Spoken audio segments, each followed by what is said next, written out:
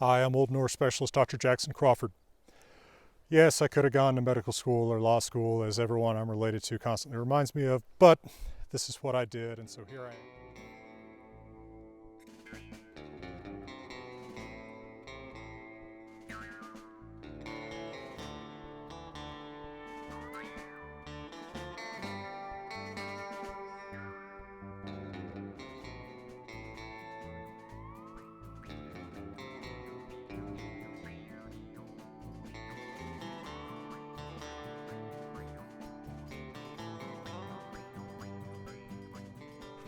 Specifically, what I'm going to talk about today is something I get asked about a lot, which is how Old Norse is represented in runes, or how I make the decisions about how to represent Old Norse in runes in a time period accurate manner. Because, as I'm constantly reminding people, the Elder Futhak runes, which are better known, went out of use before the language stage that we call Old Norse. So, Old Norse, the language that's recognizable from the Eddas, the sources of Norse myth, or the Icelandic sagas, is written in a different runic alphabet, or a derivative runic alphabet, and it's not 100% different, called the Younger Futhak. And it's a somewhat complicated thing because it's 16 letters, which is not really enough for the different sounds of Old Norse. And you have to know some Old Norse to be able to do this. I have a much longer video about how Old Norse is written in runes on my channel from 5 years ago or so. Here I'm just going to do kind of a short guide to my own decision process, what goes into me deciding how I'm going to write some Old Norse for, say, Disney's Frozen, where I wrote the runes on the book. The hardest part is vowels. So any rounded vowel, and if you know something about linguistics, you know what I'm talking about. This is U's and O's, and then vowels derived from them by I mutation, so Y's and then /O's. Those are going to be written with the U rune Ur. An exception to this is the hook O, the O caudata. That vowel is derived from A by U mutation, not I mutation. It's written with the A runes. So this means that Old Norse vowels U, O, Y, and /O, whether short or long, written with the Ur rune. A is written with the A rune, Or, unless it's long and nasal, in which it's written with the long nasal rune, Os. Now, you kind of have to know where those nasal vowels are, but if you know some Gothic or some other older Germanic language, you may be able to figure out where some of those are. For example, there's the name Anselm on the continent, which is God helmet. That shows you that God word, Ans, which is Old Norse os, had an N in it once. That's no longer there, but it did still nasalize that vowel in early Old Norse. Now, you have to know, again, some of the history of the language to be able to figure this out flawlessly. Even I'm not going to necessarily do it flawlessly because some words, the origin of is going to be a little more obscure. But it's the only way to do it particularly accurately. Apparently Viking Age speakers did hear those long nasal vowels distinctly enough that they wrote them with a separate letter, but only for long A. Or short A could be written distinctly with the os vowel, but only in very early inscriptions like the Rökstone. Vowels derived from A by I mutation are also going to be written with the A rune. That means the ash rune, the ash letter, like in Asir, the plural of os, God. It also means E's, short E's that are derived from A by I mutation. So take a second and look at an E and consider whether there are other words that look like it that have an A. For example, ekfel, I fall, is related to falla, to fall. That shows you that E is almost certainly there from I mutation. It's not part of the root. Same thing with like men, the plural of mather, man. Mather, or accusative man, has an A. That shows you that E is probably there from I mutation, so you use the Or rune. Otherwise, E is written with the Is rune, but this is probably a minority of E's. Mostly E's that would show up as like part of the infinitive of a strong verb, geva, give, verda, become. And otherwise, all I's are written with the Is rune. So that's a quick and dirty guide to the vowels. Also keep in mind that the diphthongs are written as if they did not have any mutation.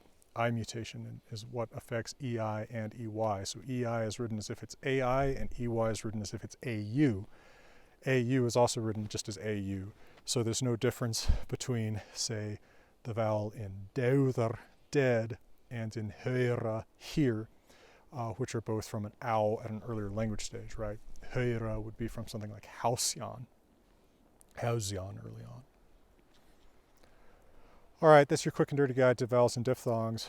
After a quick word from my friends and partners at Grimfrost to talk about a quick and dirty guide to the consonants.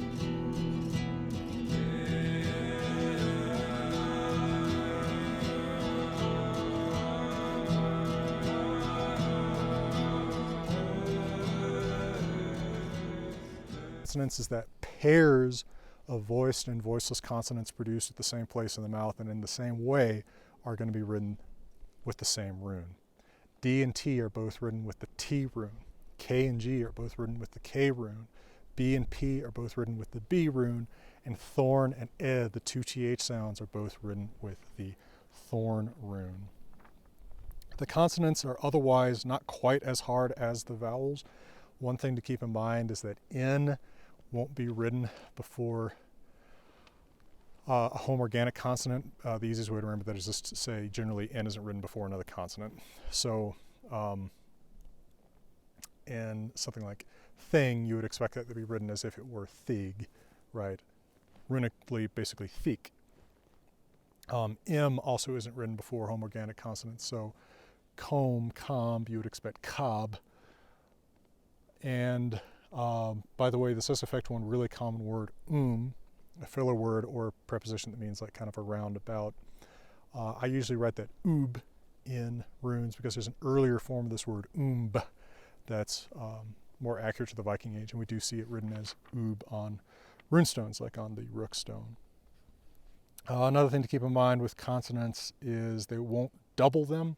So Thor, nominative with two R's, and Thor, accusative with one R, written the same way. They're not going to write the same rune twice. And since they usually don't separate words, certainly not in early inscriptions, even if one word ends in the same letter as the next word begins with, it's probably not going to be written twice. So you've got to kind of figure that out. They don't see X as being one letter, so X is written as the sequence of K and S. Same thing with Z, TS, because Z in Old Norse represents a TS sound like in German or Italian. And a really hard thing with consonants is R's. In the Viking Age, they consistently distinguish R that comes from an original Germanic R from an R that comes from Germanic Z. Basically, the easiest way to do this, if you don't really know another Germanic language like Gothic well, and I mean an old Germanic language like Gothic well, read a lot of real runic inscriptions, is if the R is there in the English cognate, it's probably written with the R rune, reið. So if you think of weather, Old Norse veður, leather, Old Norse leather, that is part of the root, and it's actually written with the R reið. But if you're talking about grammatical endings, like the nominative ending R, like maður, man, or the plural ending ar, like hestar, horses, or the second, third person singular verb ending R, like in gefur, gives, that's going to be written with the ur rune because it's an old Z, and there's still either some difference that's heard in the Viking Age, or there's enough of a strong tradition of writing these differently that people do, even though they already sound the same in the Viking Age, which I kind of suspect is the case in West Norse, though Henrik Williams has argued, as have others, that in East Norse maybe the sounds remain distinct for longer. There was an article in about 2014, unfortunately I'm blanking on the author right this moment, that convinced me that in West Norse it went directly from a Z sound to an R sound and merged with the R pretty early on. So let's take a look at a sample text and just as a kind of an idea of how I do this sort of thing. Der fjä. All right, so D is going to be written like a T. EY is going to be written like it doesn't have I mutation. It is an I mutation of AU, so it's going to be written as AU. And then R is a verb ending, not part of the root, so it's going to be written like it's an old Z with the ur rune. If you want more of an introduction to things like I mutation, U mutation, I have videos teaching this stuff, and I also have a textbook teaching you to read Old Norse that will, I think now, because I'm actually doing a ton more work on it, we're probably looking at like late 2024, early 2025, although don't hold me to that stuff ever. And yes, the Prose will be produced after that if, you know, all else stays the same. Fe, this is an English word fee. It's Latin peku. If we roll back Grimm's Law, see a Grimm's Law video for more about what that means. So this E actually is original, so this would be written as F, and then the Is rune, the I rune. Daya, same thing as with Dare. J is written with the Is rune, just like V is written with the Ur rune. So Tauia, and then Frender, F, R, this is the real R, the R looking R, Wraith, because it's obviously friend in English, so you can tell that it's part of the root. AN, that's a, ash is long, always, and then since it's followed by an N, it's nasalized, so here we would actually have the Os rune. We wouldn't write the N though, because it's coming before a homoorganic consonant. You just think of that as another consonant. And then D will be written as a T, and then that R is a plural grammatical ending, so it's going to be written as ear. So Frander, F, Fe, Wraith, Os, Tyr, ear. Sjálfur, S, Is, Or, because the A isn't nasal, Logger, Fe, and then grammatical ending R, so ear. It, Is, Tyr, easy. Sama, soul, or mother, or it's easy. Ek, that would be Is, Kaun, because that E actually is original. It's an E or an I in cognate languages like German or Old English. Veit, the V is Ur. EI is written as if it doesn't have I mutation, so AI or Is, and then T, Tyr. Ain, again, EI written as if it's AI, so or, Is, and then Neuther, no second N because we don't write the same consonant twice in a row. At, easy, or, Tyr. Aldri, or, Logger, Tyr. This R is part of the root. I think this is actually somewhere where I'd be a little ambiguous about the origin of it, but I think that's part of the root. So I'd write Wraith and then Is. Now, if you make little mistakes like the Wraith and ear, you know, don't worry about it in a sense, right? I mean, no one's going to judge. That's unlikely. Anybody knows this better than you. They're just going to look at it. But also, real inscriptions often have small errors like that, at least once. There's a great talk Kate Palmer gave to us on Patreon that I've probably posted on YouTube by the time you see this, where she actually looks at some inscriptions where they even, you know, vacillate. They go back and forth. They do some of them right and some of them wrong. So errors like that are very realistic. Day already did. Domer, D is Tyr, O is Ur, M is Mother, and then this R is a grammatical ending, right? The English word is doom. It has no R, so you can guess it's probably a grammatical ending. So ear. Ur, Bjarkan, and I'm writing that because there's an older form of the word even though that's not what you see in the text. Still kind of making this look Viking Age. By the way, some old editors of these texts that you can find on, you know, OCR, public domain sites, will say ov there instead of That's them trying to make this look older fashioned because 200, 150 years ago, there was this notion that ov was the older form of and so people replaced with ov in the Poetic Edda in a lot of old books. But that's not actually what the text says, and I don't think there's a great argument that one is necessarily older than the other. Daldan, Tyr, or Ur, Thorn, or Neuther, and that A before the N is not written with a nasal os because it's a short A, not a long A, or a long ash. And then Hvern,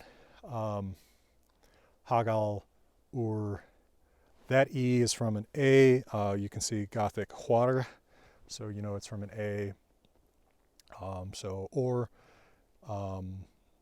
Since it is an R in Gothic, I'm going to assume it's an R in origin. So reið, deudon, wern. Yeah, neither. And there you go. That's a quick look at a stanza in Old Norse as I would write it in Younger Futhark for someone paying me to do that kind of thing, which doesn't happen too often. I hope that's been somewhat informative, somewhat useful.